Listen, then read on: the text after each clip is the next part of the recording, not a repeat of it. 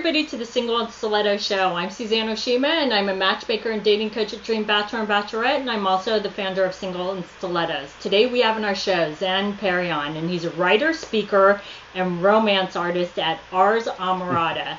I'm so excited to have him here today because today we're going to talk about the 5 things that scare a man away.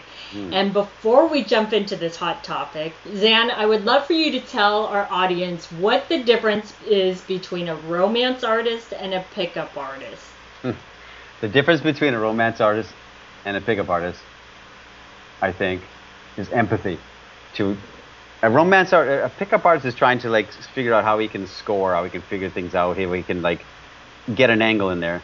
And a romance artist is trying to say, how can I share something with this woman who's a great woman in front of me, and how can I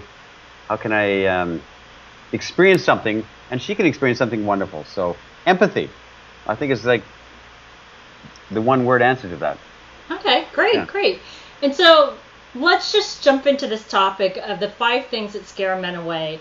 And before we jump into it, ladies, I want you to know that he really knows what scares men away because he's worked with thousands and thousands of men. He's done this for 12 years. So, Zan, tell us the first thing that will scare a man away.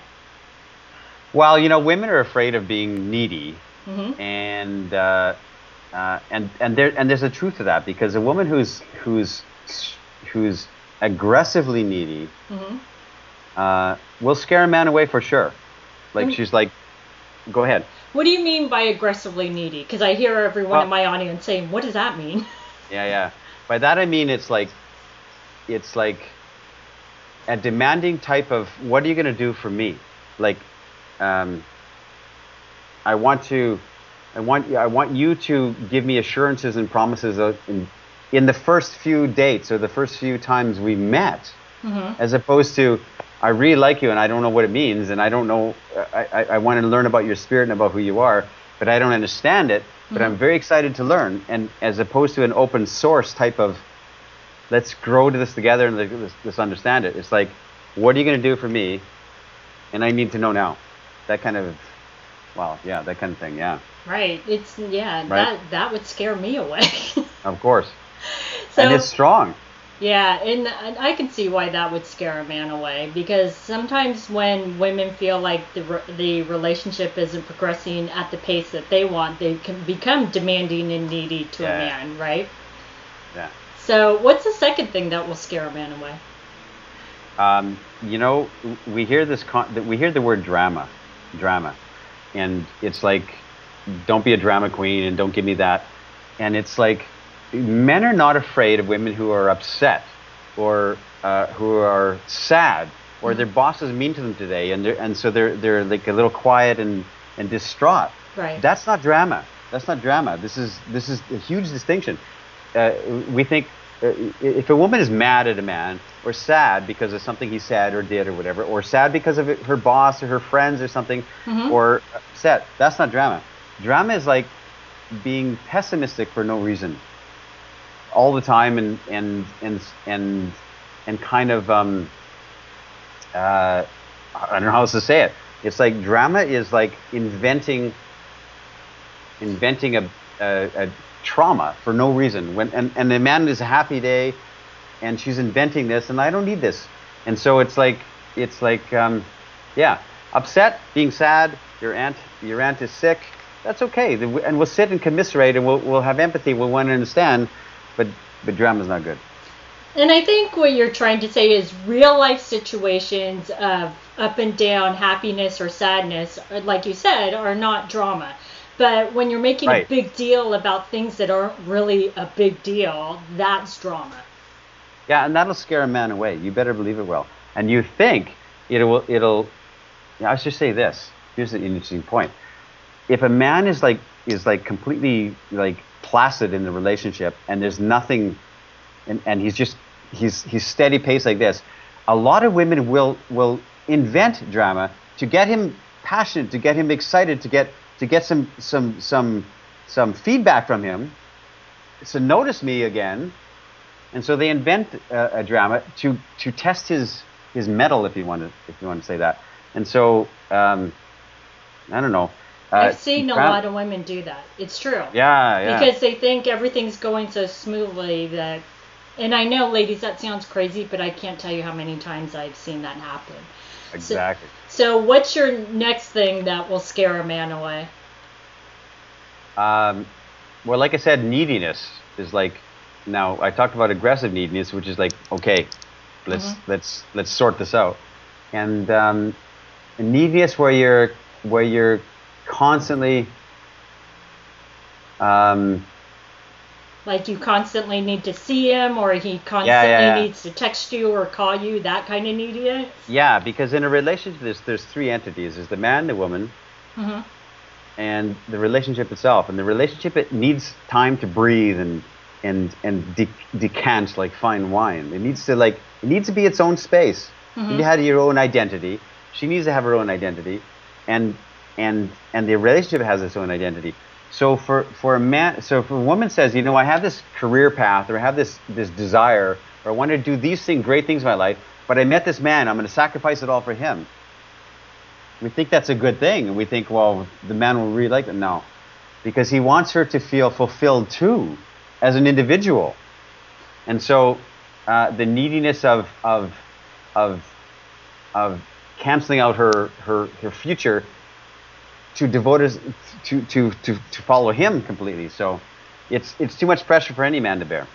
Yeah, and I want to add, because that's actually a good tip that I actually give my clients also, but I want to add into that, because it is important for a woman to have her own life, like you said, her own career, and still be driven. But I want to point out that there needs to be a happy balance between the career-driven woman and his life, because you don't want to be so independent where you act like, because I see too many women do this, is they act like they don't need a man. And that could be a turn-off to a man. And so one of the things that I tell women is you could still be the independent career woman, but you want to be able to share your life with his life and come together and not make him feel like he's always like a side dish. Yeah, exactly. Yeah, and you know, like, and you know, another thing, a fourth thing, or I don't know what number 5 is like, and I'll say it strongly, stop being that rejecting woman so much. Like, there's some sincere men out there who really would like to have a good experience, and they're nervous, and they don't know what to say. They're going to run out of things to say when they talk to you, and it took all their courage to come up and say hi, because I would like to. You're wearing a yellow dress, and I like that, and you look nice. I would like to meet a girl like you, and the women are like, flick, flick, flick, flick. You know, we're talking here, and it's like.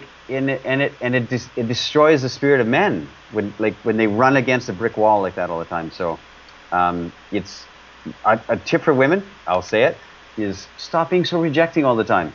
Yeah, and I have to say this because I love that you said that, is, ladies, even if you're not interested, it's like Zan said, it took so much courage for that man to just walk up to you. Give him a break. Even if you're not interested, just be polite. And don't act like, you know, how could you be talking to me? Because that's just rude. If he had the courage to come up, just be polite and nice. Yeah. And if you're not interested, Zan, what's a good way for a woman to let a guy down nicely so he doesn't feel like this big when he walks away? Well, the women I've been with in my life, Suzanne, have been very gracious in saying, you know, it's so kind of you, and thank you for coming up and talking to me. And I can't, but it's thank you for doing that. They're generous of spirit, and it's like, you understand? And those are the great women of this world. Those ones they're not putting men down for sport, for instance, right? Or like, there's a generosity in that, and it's like women can let a man down gracefully. Men understand. I thank you. I have a husband, or thank you. I have a boyfriend. It's kind of you to ask, and thank you. Right. And men recognize that. I mean, you know, so it's as opposed to like, we're talking here, and who do you think you are to interrupt us and talk to us? Right. And ladies, I just want to point out, even if you're not interested, if you do that brush off that Zan just pointed out, let me just tell you that other men in the bar that you might be interested in are noticing how you brush that guy off.